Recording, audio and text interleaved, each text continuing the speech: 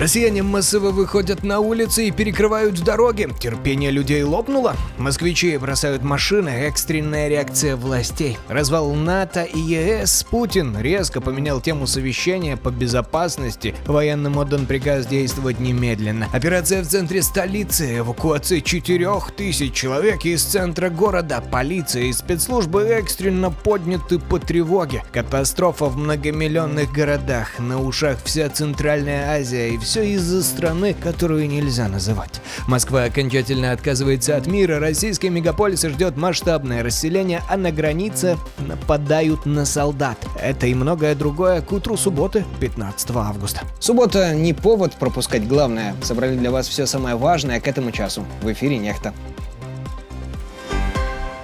Лавров внезапно наговорил на целую программную речь, и главное в ней страшное. Кремль обещает воевать еще жестче. Глава МИД РФ заявил, что Москва будет гораздо жестче разрушать все, чем Запад поддерживает Украину. Заводы, инфраструктуру, снабжение. При этом сам же обвинил противника в ударах по гражданским объектам. С таким лицом, будто бы Россия сама так никогда в жизни не делала. Свои собственные методы сделаем гораздо более жесткими для разрушения всего, что подпитывает военную машину Киева со стороны Запада. Но и мы это уже делаем, и они уже начинают стонать. Заодно Лавров категорически отверг любую заморозку войны по нынешней линии фронта. Мы, по сути дела, позволили бы перечеркнуть подвиг наших дедов и прадедов. А еще пожаловался на США. Мол, Вашингтон, оказывается, куда глубже увяз в помощи Украине бить вглубь России, чем признает. И Москва даже отправила официальный запрос в Госдеп с просьбой это прокомментировать. Правда, ультиматумов, уверяет Лавров, Кремль пока не ставит. Будем ждать ответа. Тем временем известен ответ ВСУ на угрозу оккупантов о заморозке. Согреваться зимой в Украине планируют огнем российских НПЗ. Российские спецслужбы готовили убийство украинского рэпера Киевстонера, и покушение сорвали совместными усилиями польской и американской разведок. Как сообщает польская РМФ-ФМ, в Варшаве задержали киллера, уроженца Донбасса. Он должен был убить музыканта по заказу российских кураторов. Премьер Польши Туск накануне подтвердил, задержан гражданин России, завербованный спецслужбами, готовивший убийство человека с паспортами Украины и США. А это в точности гражданство Киевстонера. За этим стоит давний травля. Российское ТВ еще раньше публично грозило музыканту жестокой расправой, а ФСБ обвиняла его в организации атаки дронов на объект в Подмосковье. Свинью в человеческом обличии зовут Альберт, фамилия Васильев. Свой последний в жизни 35-й день рождения он отметил в этом году. Найдут, не впервые. Сам Киевстонер обвинения категорически отрицает. Терпение народа лопнуло, россияне устали ждать и вышли на улицы перекрывать дороги. В Махачкале это уже третий подобный протест за неделю. Жители улицы Ирчи-Казака легли на асфальт из-за 3 суток без электричества. На место срочно примчалось все городское начальство разом.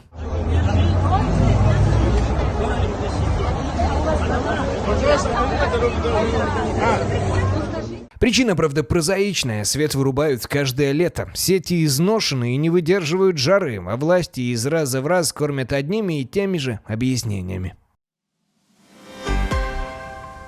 Похоже, даже уже у самых ярких сторонников Кремля окончательно сдают нервы. Александр Дугин, тот самый философ, которого называли наставником Путина, выступил с планом на грани безумия. Россию, по его словам, ждет ядерная война с Западом, поэтому мегаполисы уже сейчас нужно срочно начать расселять.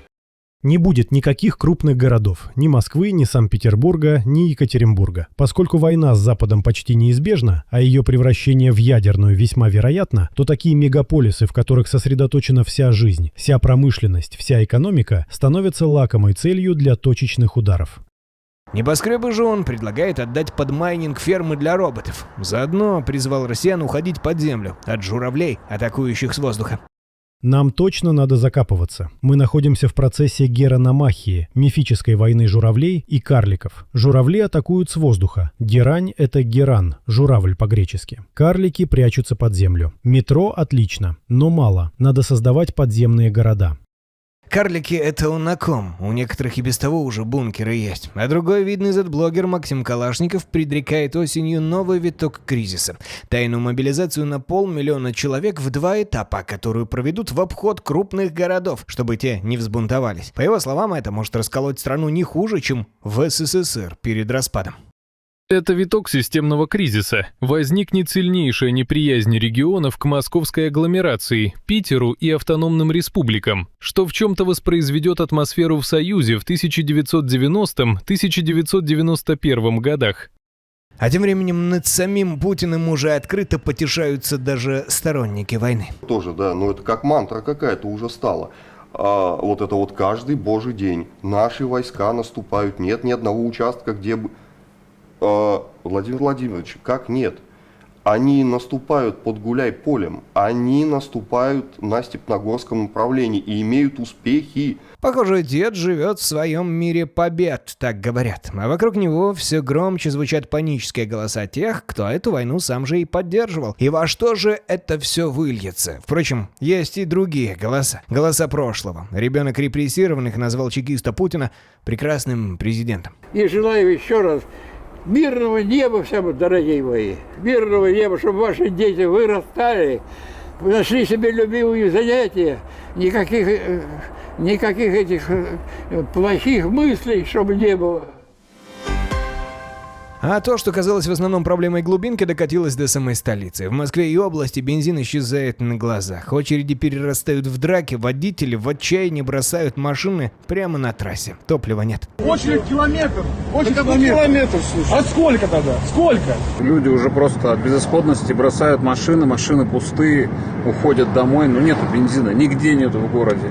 А те заправки, что еще работают, продают в основном топливо по конским ценам. За 95-й просят по 100 рублей. Кризис уже не московский. Очереди и лимиты зафиксированы минимум в 12 регионах, а в Оренбургской и Липецкой областях ввели систему учет-нечет, как в блокаду. В Сочи бензина нет уже 4-е сутки, а рядом с колонками успели завестись перекупщики, торгующие местом в очереди. Движуха. Алматы внезапно погрузился во тьму. В крупнейшем городе Казахстана разом встало метро, погасли светофоры, а люди застряли в кабинках канатной дороги на фоне угрозы отключения даже воды. Это не единичный сбой. Свет одновременно пропал в Кыргызстане, Таджикистане и Узбекистане. Блэкаут накрыл сразу всю Центральную Азию. Мы идем пешком, отключили свет на путях. До станции Алмала идем пешком. Причину энергетики называют туманно. Авария в энергосистеме одной из соседних стран, но в какой именно, не говорят. Даже концерт Канье Уэста в Казахстане оказался под угрозой срыва. Из самого центра европейской столицы срочно вывели 4000 человек, 8 офисных зданий разом. Полиция начала операцию в городе, оцепила квартал, на месте работали саперы. Причина была спрятана под землей 80 лет, а на свет ее случайно вытащил обычный экскаваторщик, копавший котлован под новую стройку, боеприпасы времен Второй мировой войны. Речь идет о Варшаве, где и так все на нервах. Один из последних российских оппозиционеров, Борис Надеждин, раскрыл детали своего побега из страны. Несмотря на официальный запрет на выезд, ему внезапно и необъяснимо пропал этот запрет из госуслуг. За день до вылета. Уже 22 июля он улетел в Астану, а оттуда через Париж эмигрировал во Францию.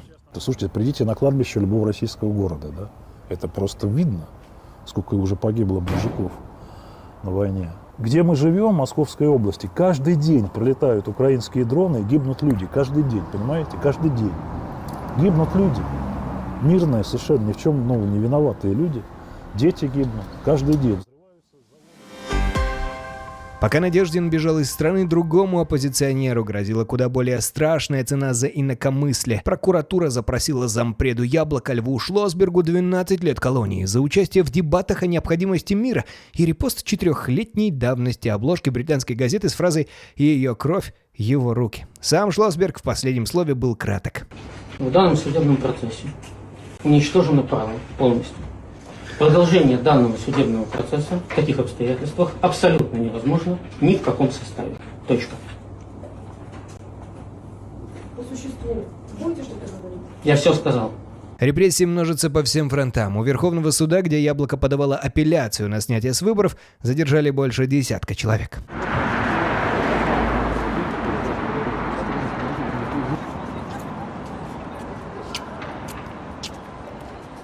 Параллельно силовики взялись из-за активистов, что просто защищали фермеров от изъятия скота. Уже 3 за решеткой. Одной из них пенсионерки вообще выпилили дверь и грозят тюрьмой до 7 лет за терроризм. Вломились в квартиру к Михайловой Ларисе Анатольевне. Я являюсь ее дочерью. Я так понимаю, это ответка за активную гражданскую позицию моей мамы. Напомним, все началось с того, что весной по стране массово забивали скот, якобы из-за болезней животных.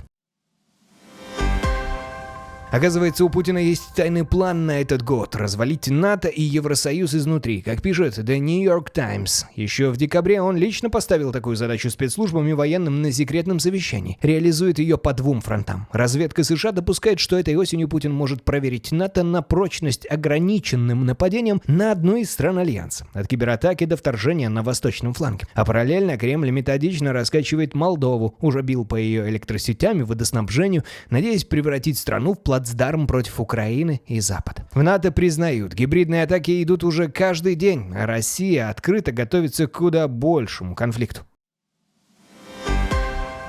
Дикая сцена на границе. Мигранты пытались силой утащить литовского пограничника на территорию Беларуси. Около 20 нарушителей напали на пограничников у прорытого под землей туннеля. Один получил ранение, его волокли в сторону белорусской стороны. Все задержанные, включая тех, кто был в наручниках, сбежали. Официально погранслужба нападение отрицает, но травму пострадавшего подтвердил профсоюз силовиков Литвы. А больше новостей из Беларуси каждый день, дважды на нашем канале Нехта Плюс.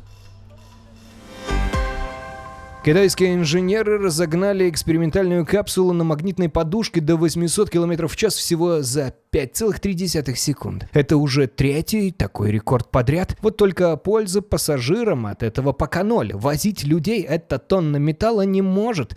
При таком разгоне человек просто потерял бы сознание. Сами разработчики признают, технология годится скорее для запуска ракет, а нынешние коммерческие маглевы в Китае и Японии ездят куда скромнее, около 320-350 км в час. Закончим на человечном. В интервью CNN Зеленского спросили, не боится ли он, что после войны застрянет в политике навсегда и не найдет времени отдохнуть. Ответил он просто. Вы раньше говорили, что когда эта война закончится, вам просто захочется сидеть на пляже и пить пиво. Нет, мне просто нужно время, чтобы побыть с семьей и у моря. Никто не сможет отнять у меня мое море. Я буду за это бороться. Это, кажется, не просто усталость обычного человека, соскучившегося по своим детям, но и что-то большее. Море для Украины — это ведь еще и Крым, и побережье, за которое идет вся эта война. На этом пока все. Спасибо, что были с нами. Уже вечером свежий новостной выпуск. Не пропустите. Подписывайтесь.